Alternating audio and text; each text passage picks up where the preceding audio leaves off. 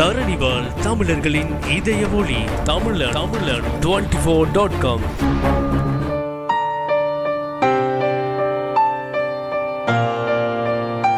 வணக்கம். இது தமிழன் 24.com வழங்குகின்ற புதுமை. இன்றைய புதுமை நிகழ்ச்சியில் நாங்கள் பார்க்க போகின்றோம், அமாவாசை பௌர்ணமி நாட்களில் மனிதர்களுக்கு கிறுக்கு பிடிப்பது ஏன் என்று தெரியுமா?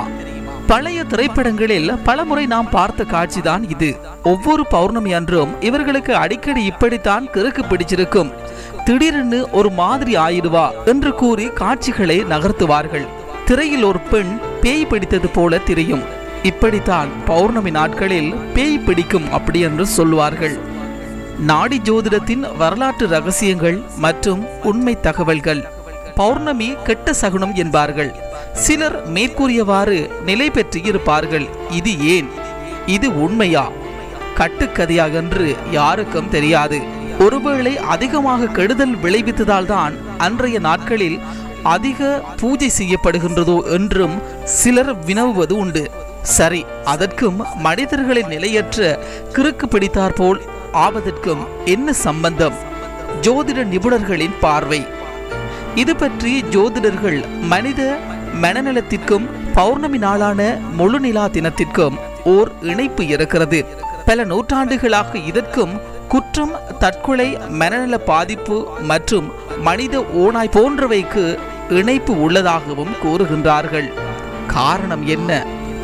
முழு நிலா நாளான பௌர்ணமி அன்று மனிதர்களின் மனநலம் பாதிப்படைவதனால்தான் இவ்வாறான குற்றங்கள் மற்றும் தவறுகள் நடக்கின்றது.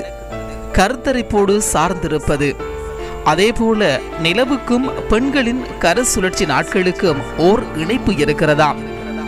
கரு சுழற்சி நாட்களும் நிலவின் சுழற்சி நாட்களும் ஏறத்தாழ 27 நாட்கள் தான், பிரசவத்தை தவிர்த்தது.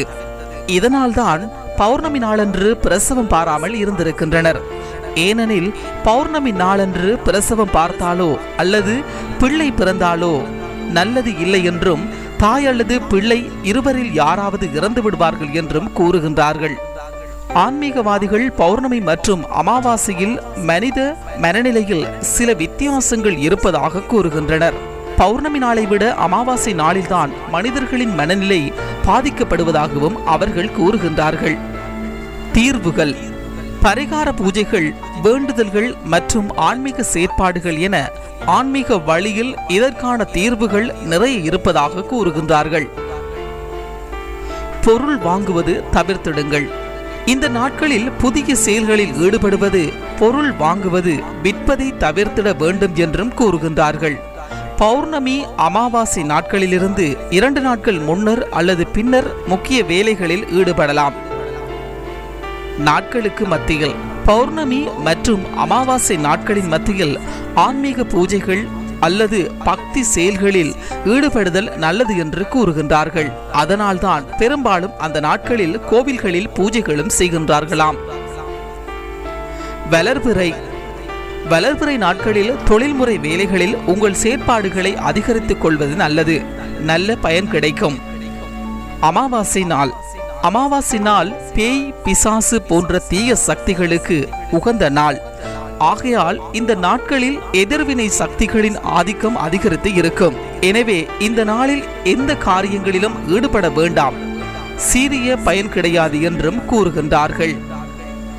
இன்றைய தமிழன் 24.com வழங்கிய புதுமை நிகழ்ச்சியில் நாங்கள் பார்த்திருந்தோம், அமாவாசை பௌர்ணமி நாட்களில் மனிதர்களுக்கு கிறுக்கு பிடிப்பது ஏன் என்று தெரியுமா? மற்றும் ஒரு புதுமையோடு உங்களை சந்திக்கின்றோம். அதுவரையில் தொடர்ந்து இணைந்திருங்கள் தமிழன் 24.com என்ற எங்களுடைய இணையதளத்தோடு.